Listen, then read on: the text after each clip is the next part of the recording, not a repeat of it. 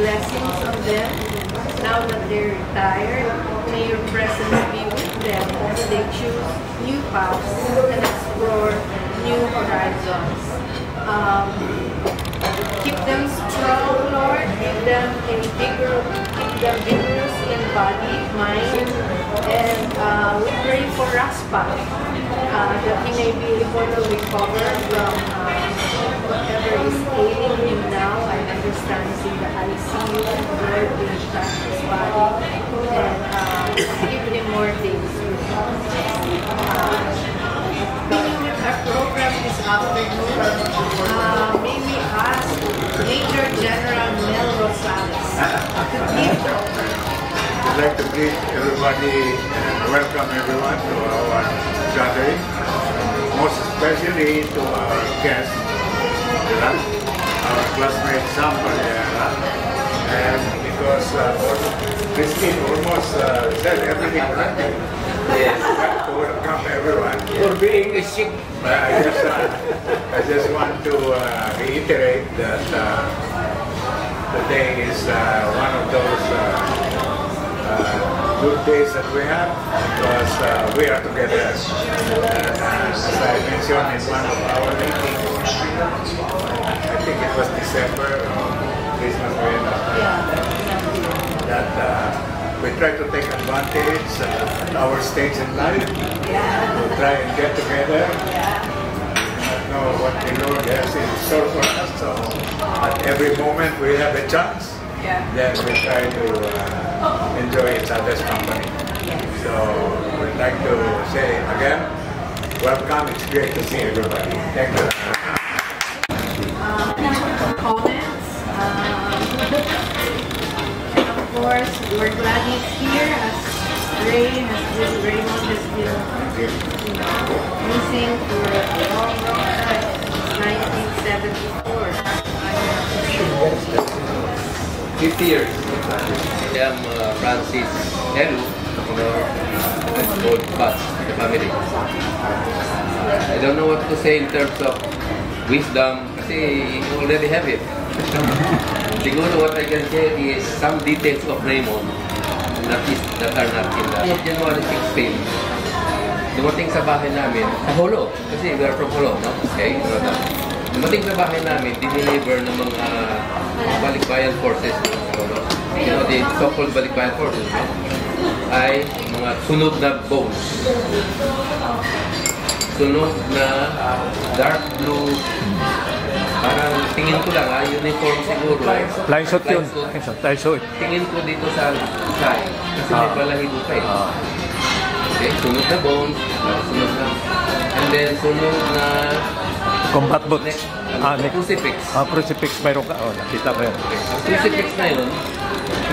Ang crucifix na yun, meron pang mom nakasulat. Sunog na, pero nakikita ko ba yun? Eh, mami, binigyan na kami lahat ng bones. Alam ko yun. Ganun crucifix. So, parang pareho. And finally, yung relo. Yung relo, sunog sa top, no? Sa likod, kita mo pa yung serial number. 1 week old yun, binigay ni Daddy, regalo sa kanya. It's not Rolex, nakalagay kasi Rolex. Seiko lang po. Seiko was declared. He was declared pala missing. Missing, sorry. 2 years. Missing, sorry. After 2 years, he was declared presumptively dead.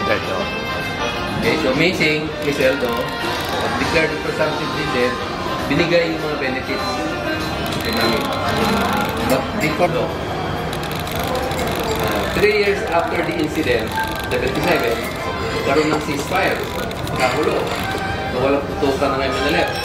I was able to, with my group, visit the site. That's about 26 kilometers from the town of Pulo. Okay? Sa Pakbunuan, in Panamaw. Pagpunta ko doon, natutunan yung mga tao. Yan ba yung kapatid? Nagulat sila, yan ba yung kapatid? Pulo ano pala, kung yung magkaso. Ang nakita ko lang, a single coconut tree na sunog. That means, hindi yung... I was working already with the governor's office that time. Sabi niya, ikaw pala kapatid mo ano. Pasensya ka na ha. Hindi naman namin alam kung sino yun. Okay? Hindi naman alam kung sino yun. But ano ba nangyari? Sabi nila, after a few passes daw, kasi Raymond muna, then Roberto, Raymond, then Raymond ulit. Dapat 2 passes lang. Mga ng takbo eh. Kung bakit nag-third pass siya eh. Yung pangatlo, medyo may idea na rin sila kung saan dumadaan. Kung dito yung mountain, dito daw sa baba, there were about 300 levels. Okay, dito daw, 100. May hill dyan. So, pagdaan daw, paputok sila bilaan. Ganon. Ito naman sa ganyan. Parang dumaan ka rin sa ulan ng bala. Diba? So, tinamaan siya. You already know the exchange with Colonel Camacho. You just don't know kung siguro tinamaan yung kamay niya, hindi niya mapindot, or tinamaan yung mechanism, hindi nag-work. Pero sabi ng mga tao doon, meron doon tumalsik. Kaya akala nila nakaparasyon. Pero hindi, buhay ang kapatid mo, nakaparasyon. Yun. Gano'n kailangan.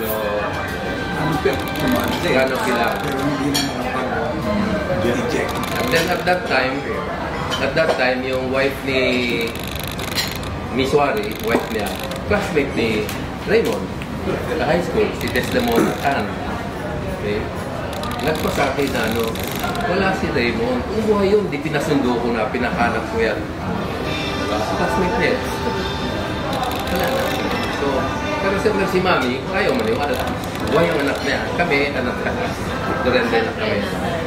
Ang mga nag-attend doon, mga talagang yung top 1% nandun. Talagang very interested sila doon. 1%, yung mga di-edit na yung may kaya, ang mga nag-attend. So, you can see the mga nag-attend. Pero after 10 minutes, wala pumupunta waiters na.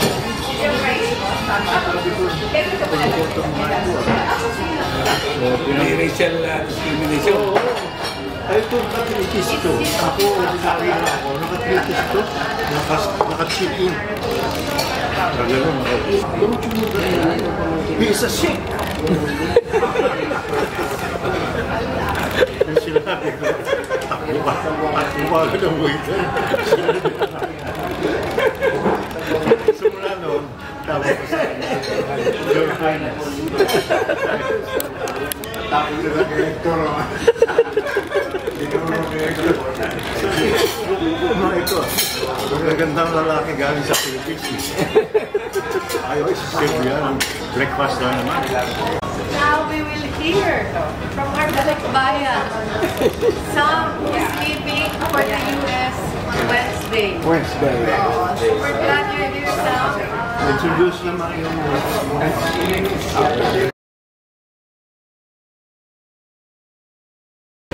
Okay, first of all, I would like to introduce my wife, Irma. Hi. Yes.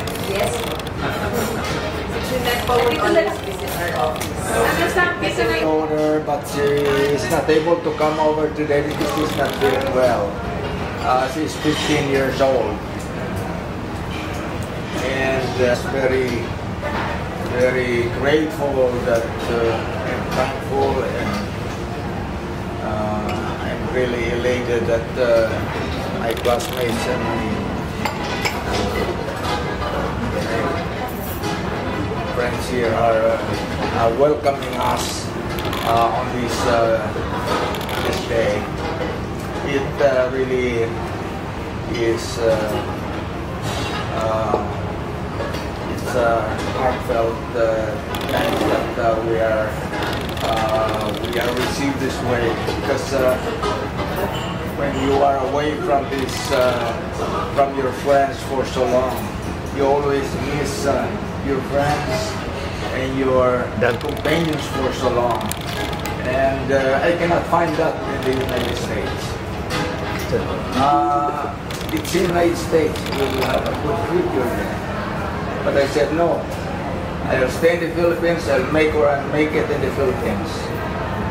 So I did not go.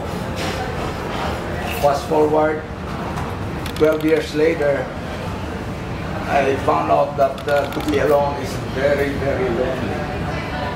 And so I decided, after all those things happened to me, I decided, oh no, I'm going to retire in the Philippines. That we are here this afternoon, and I really missed your company for this last 34 years. Yes, 34 years that have been away from this place. Thank you very much, sir. Thank you. So, for the closing remarks, we have Colonel Tolentino. Good afternoon to everybody. Hindi ako magsasalita palagi ng mga yan yung closing, amin na lang. Huwag naman, habaan mo naman na kaunti. Yung papasalamat tayo at buhay pa tayo at nakaka-meet tayo. Siguro dapat every other month or every 3 months mag-meet tayo. Quarterly. Oh, quarterly. And we will depend on me to set the date and choose the place. The organizer. The And, organizer here. Old na siya. Although he looks only 79 and a half. So, next gathering natin will be November pa. But November. November pa in between. Before Christmas. Christmas na. So, it's Christmas.